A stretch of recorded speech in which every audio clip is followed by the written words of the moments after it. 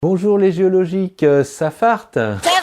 Si vous êtes nouveau sur la chaîne, bienvenue, je m'appelle Yves et je suis enseignant de SVT. Les deux buts principaux de la chaîne sont de vous initier aux méthodes de la géologie de terrain et vous faire découvrir les trésors géologiques de la France et d'ailleurs. Drôle de sujet cette semaine avec ces pierres à whisky que l'on m'a offertes à Noël. Et j'ai eu envie d'en savoir un peu plus. Ce sont des glaçons en pierre de 2 cm sur 2 qui sont censés rafraîchir votre whisky ou autre boisson sans le diluer. Il suffit juste de les mettre au congélateur aux environs de -20 avant de s'en servir. Nous allons décrypter 4 arguments publicitaires pour démêler le vrai du faux. Nous parlerons bien sûr de géologie, mais pas que. C'est parti!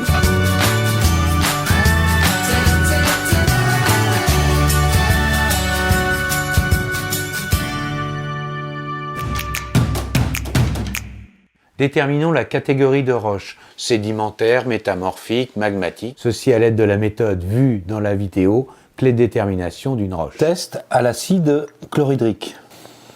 Négatif, pas de couche, pas de schistosité. Ce qui saute aux yeux, c'est la présence de deux types de minéraux de teintes différentes, des minéraux sombres et des minéraux clairs. Ils sont tous jointifs. Et moi, la première fois que j'ai vu ces pierres, j'ai tout de suite pensé à une roche magmatique de type plutonique, gabbro.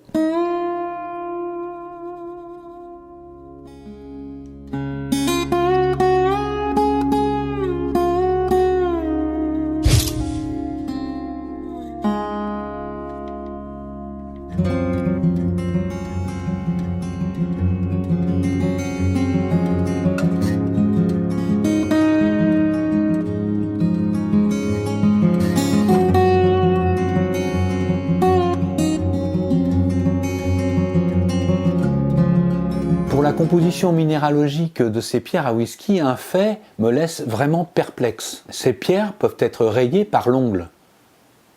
Donc une dureté sur l'échelle de Mohs de 1. Mais qu'est-ce que c'est que ça? Les feldspaths et les pyroxènes ont une dureté aux alentours de 6-7.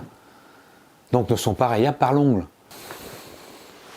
J'ouvre alors mon savoir, c'est-à-dire Internet.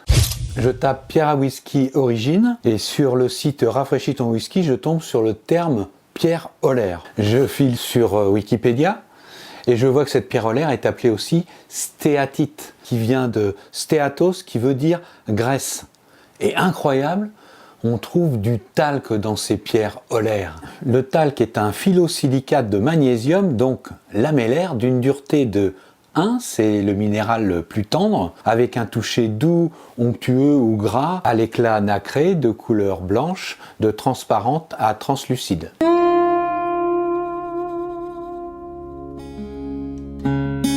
Ces pierres olaires ou stéatites, appelées aussi pierre à savon ou soapstone en anglais, dérivent d'un métamorphisme complexe des péridotites du manteau remontés en surface lors d'une collision continentale. Encore du sublime quand vous mettez dans votre verre ces fragments de plancher océanique aujourd'hui disparus. C'est magique et c'est naturel. Certains d'entre vous se demandent pourquoi je ne suis pas allé directement sur Internet pour connaître le nom scientifique des pierres à whisky. Eh ben, je vous réponds parce que je suis joueur.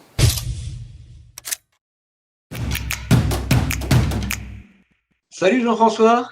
Salut Yves et salut les géologiques. La chaleur, c'est un mode de transfert d'énergie d'un système vers un autre. Et ce transfert d'énergie, il se fait dans un sens particulier? La chaleur, c'est toujours un transfert qui s'effectue du corps chaud vers le corps froid. Voilà. Et donc, par exemple, dans le cas du glaçon, c'est pas le glaçon qui transfère du froid au whisky, mais c'est bien le whisky qui transfère de la chaleur au glaçon. Donc, les pierres à whisky se réchauffent? Exactement.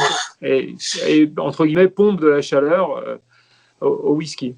Qui lui baisse de température. Puisqu'il perd de l'énergie, donc il transfère de l'énergie vers la pierre.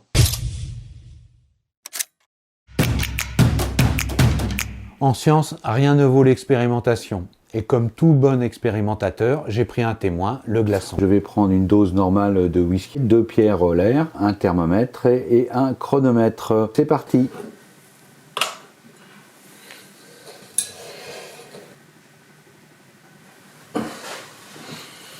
T'as reçu les résultats, tableaux, graphiques de mes expériences de l'après-midi? Ouais, très bien, bravo à toi.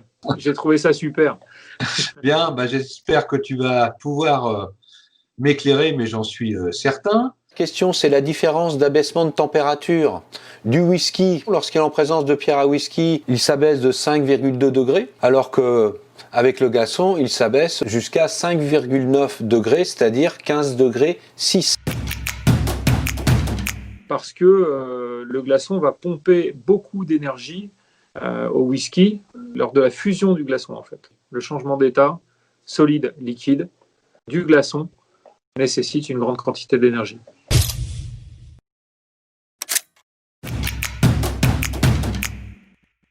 On va aller demander à Marc de Whisky District de nous renseigner sur les conséquences sur la dégustation d'un whisky, par exemple au niveau des arômes. Et je vais aller rue des Poiliers à Angers, le rencontrer. Toujours avec modération. Bonjour Marc. Bonjour. Merci de nous recevoir. Je considère qu'il n'y a pas de règle pour consommer son whisky. C'est-à-dire qu'à partir du moment où vous achetez une bouteille, c'est vous qui décidez comment le déguster. Tout ce qu'il faut, c'est savoir qu'est-ce que ça va occasionner en fait à votre whisky. Le froid, très clairement, ça fait descendre les arômes et les saveurs. En général, on considère que la température idéale, c'est une température ambiante 15-18 degrés. Mais le côté frais est aussi source de plaisir. Les défenseurs des pierres à whisky, et ils ont raison parce que c'est vrai, disent qu'on va rafraîchir le whisky d'une façon beaucoup plus soft que si on met un glaçon dedans. Ensuite, la dilution dans le whisky, c'est pas du tout un problème. Ça va pas faire descendre les arômes et les saveurs, c'est même le contraire sur certains whiskies. On va avoir vraiment une évolution du whisky dans le verre grâce à l'eau. Les Écossais mettent de l'eau dans leur whisky, ça va couper le feu du whisky en fait, et il y a des choses qui vont se passer. En termes de dégustation, c'est quand même mieux de partir sur des gouttes, en fait. Donc une goutte après une goutte, et voir ce qui nous plaît le plus. Si on revient au thème des pierres à whisky, il n'y aura pas de dilution et il y aura du froid. Donc on va perdre en arôme et en saveur, on ne va pas gagner ce que peut apporter la petite dilution. Voilà. Merci beaucoup. Vous vous êtes fait votre opinion?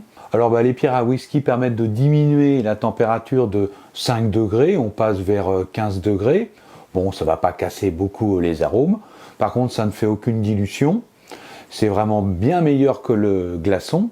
Comme disait Marc, il n'y a pas de règle. À bientôt!